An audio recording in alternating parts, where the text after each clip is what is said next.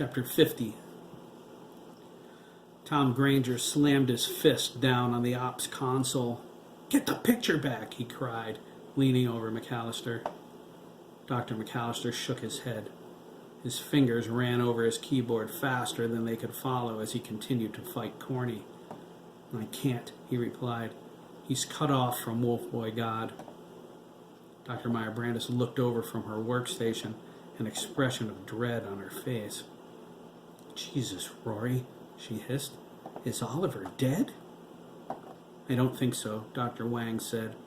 On his monitor, Wolf Boy God displayed a virtual reality replay of the shooting. It showed a close-up internal view of the bullet's most likely trajectory. According to this, Oliver's damaged, but functional. "Then we can get him back under control?" Tom asked, sounding relieved. He slipped back into his seat. Dr. McAllister cleared his throat. "That, Mr. Director, is not feasible." "No," Dr. Meyer Brandis agreed. "Alive or dead, Oliver is lost to us." "How?" Tom asked, scratching the stress rash on his neck. McAllister said, "When contact was lost with Wolf Boy God, the onboard system Wolf Boy 1 will automatically treat it like a worst-case scenario security breach. It will delete the cerebral partition," Dr. Meyer Brandis said. "It's an emergency safeguard. The Wolf Boys can never be mindless automatons for just anyone to secure. They must be able to protect themselves." "There's nothing you can do?" Tom asked. "Nothing," Dr. McAllister replied. "We can't even block his access to Wolf Boy God if he recovers. We can't block any of them. There was a chance an enemy could do the same. We designed the system that way." Tom slumped back in his chair. Dr. Meyer Brandis laid her head down on her station, trying not to lose control.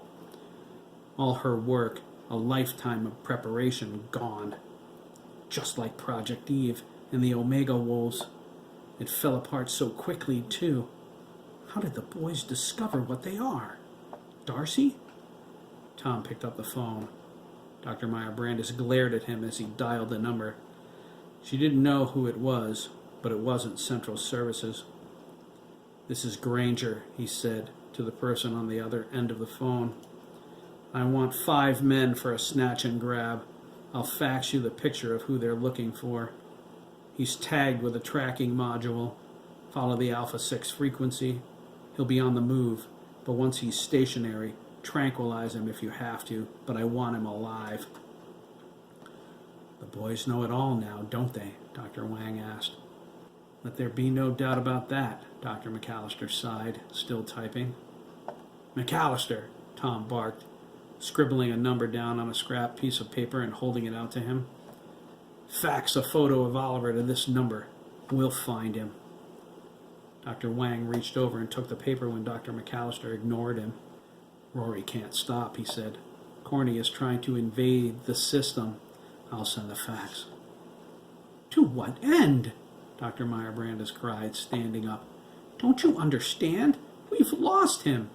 We've lost them all because of your damned impatience." Tom whirled around in the chair, brandishing his pistol. "Pay attention, Doctor," he said, wiping the sweat from his forehead with the back of his free hand. "We have more immediate concerns. If I didn't need you, you'd be on the floor right now with a bullet in your big fat mouth." He motioned for her to sit. He pointed his pistol at the other doctors. "Now, listen up. We have a massive breach of security here. Ryan is out there in control of 6 Wolf Boys.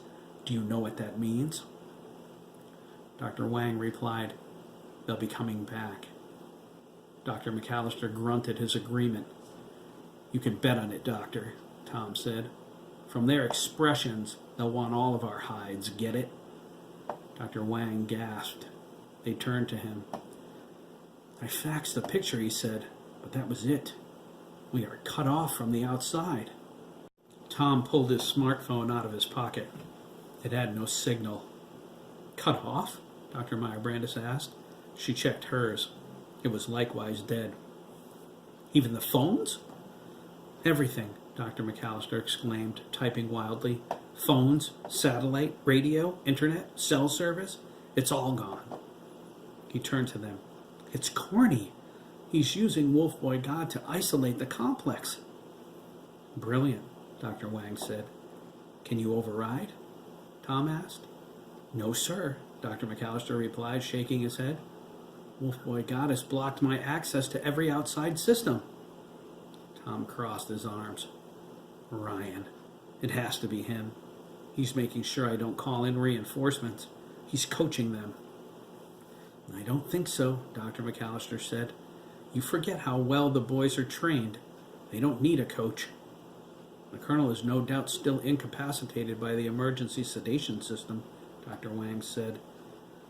Dr. Meyer-Brandis said, they won't call for help.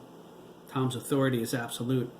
If they call for troops, legally he'll be the one in charge. Ryan won't risk that. Will anyone come looking for you? Dr. Wang asked, if you don't check in? Not for 48 hours. Then it's over, Dr. Meyer-Brandis said. Not yet it isn't, Tom said. Sir, Dr. Wang disagreed. We don't have the means to defend ourselves against a squad of Marines and 6 Wolf Boys. Tom glared at him. Dr. Wang, you are so wrong, it isn't funny. Dr. McAllister stared at him, still typing.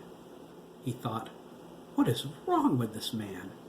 Can't he see the end game has passed? Doesn't he know we'll be lucky to get out of this alive? What is he planning? Are there weapons left in the armory? Perhaps. But against such odds? That's not logical or rational. We're doctors, not soldiers. Except for Carolyn. She can cut throat with the best of them. But without outside communications, there's no way to summon enough force to stop Lieutenant Colonel Ryan from taking the complex. The Wolf Boys alone would... Dr. McAllister froze. His shaking hands hovered above his keyboard. He knew exactly what Tom planned to do. You, sir, are insane, he said, and resumed typing. You can't do it. You're wrong, Tom replied. I can do it, and I will. What's more, you're going to help me.